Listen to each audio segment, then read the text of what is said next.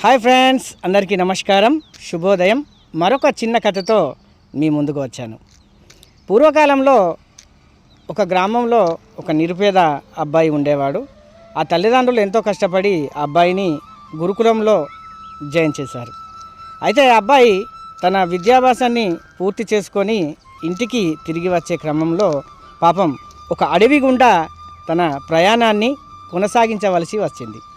పాపం బిక్కుబిక్కుమంటూ భయంగా అడవి నుండి ఆ అబ్బాయి ఒకడే తన స్వగ్రామానికి ప్రయాణం చేస్తున్న సమయం లోపల ఒక దగ్గర నన్ను కాపాడండి అని ఒక అరుపు ఆ అబ్బాయిని ఒక చోట ఆగే విధంగా చేసింది. ఆ అబ్బాయి అక్కడ ఆగి చుట్టుపక్కల అంతా చూశాడు. ఎవరో పాపం ఆపదలో ఉన్నట్టున్నారు, చూద్దాం వీలైతే కాపాడదాం అన్న ఉద్దేశంతో చుట్టూ చూడగానే ఒక దగ్గర నుంచి అరుపులు వినిపిస్తున్నాయి. ఈ అబ్బాయి అరుపులు వినిపించే ఆ స్థలానికి వెళ్ళి చూడగా ఒక చిన్న గుంత ఉంది, అంటే పెద్దగా ఉంది. ఒక చిన్న బావి లాంటి గుంత లోపల ఒక పులి పాపం పడి ఉంది. ఆ పులి కాలుకి చిన్న గాయమైంది. ఆ పులి నన్ను కాపాడండి అని అరుస్తుంది.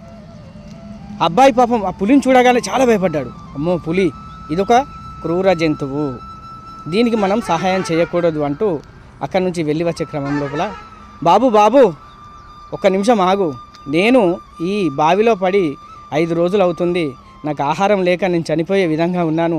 నువ్వు అనుకున్నట్టు నేను క్రూర జంతువును కాదు, నేను రోజు శివ పూజ చేస్తాను, నేను ఎన్నడో మాంసం మానేస్తానని శివుని మీద ఒట్టు పెట్టుకున్నాను. నువ్వు నన్ను కాపాడినట్లయితే ఇక చూడు, ఈ బంగారు కడియాన్ని నీకు ఇస్తాను అంటూ ఒక పెద్ద బంగారు కడియాన్ని ఆ అబ్బాయికి చూపించింది. ఈ పులి శివపూజ అంటుంది, మాంసం తినకుండా ఒట్టు పెట్టుకున్నాను అంటుంది, నమ్మాలా అని ఆ అబ్బాయి ఒక దీర్ఘ ఆలోచనలో పడ్డాడు. ఆ అబ్బాయిని చూసి పులి అంది, నాయనా, ఈ బంగారు కడియాన్ని అమ్ముకుంటే నువ్వు ఒక చక్కగా ఒక ఇల్లు కట్టుకోవచ్చు, నిన్ను చూస్తే పేదవాణ్ణిలా అనిపిస్తున్నావు, నీ తల్లిదండ్రులను చక్కగా చూసుకోవచ్చు, నీకు కావాల్సినవన్నీ సమకూర్చుకోవచ్చు, నన్ను దయచేసి కాపాడు నాయనా, నన్ను నమ్ము, నాకు 5 రోజుల నుంచి నేను పూజ చేయక నాకు పిచ్చి పట్టినట్టు అవుతుంది, పూజ చేసే సమయం కూడా అవుతుంది, నువ్వు చూస్తే ఒక మంచి అబ్బాయిలా ఉన్నావు, నన్ను కాపాడు, దయచేసి నన్ను కాపాడు అని ఒక దీనంగా ఆ పులి ఆ అబ్బాయిని జాలిగా ప్రాధేయపడింది. అబ్బాయి అనుకున్నాడు, నిజంగా ఈ బంగారు కడియం తీసుకెళ్తే నిజంగా నిరుపేద కుటుంబమైనా మా కుటుంబాన్ని బాగా చూసుకోవచ్చు అనే ఆలోచన మీద అతి కష్టం మీద తన పంచెను విప్పి ఆ బావిలోకి విసిరి, పులి మిత్రమా, నీ నోటితో ఈ పంచెను గట్టిగా పట్టుకో, నేను మీదికి లాగుతానని మెల్లగా ఆ పులిని ఆ పంచ సహాయంతో మీదికి లాగాడు.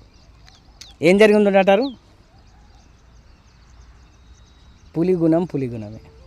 పులి బయటికి రాగానే ధన్యవాదాలు బాలుడా అని చెప్పి వెంటనే అతను మెడ కొరికి చంపేసింది, తినేసింది. మనల్ని మోసం చేసేవాడు ఎప్పుడైనా కానీ మనల్ని మోసం చెయ్యాలని 100 రకాలైన అబద్ధాలు చెప్పి నమ్మించే ప్రయత్నం చేస్తాడు. ఎందుకంటే మోసం చేసేవాడు ఎప్పుడు ఒకరిని మోసం చేస్తూనే అని పూట గడుస్తుంది అని రోజు మొత్తం గడిచిపోతుంది. కాబట్టి మిత్రులారా, మోసం చేసేవాడు ఎప్పుడు తీయటి మాటలే చెప్తాడు.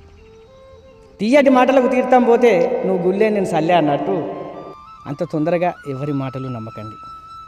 ఇదంతా అర్థమయ్యే వాళ్ళకి మాత్రమే అర్థమవుతుంది. మీలో ఒక్కడు మీ దూడపాక శ్రీధర్.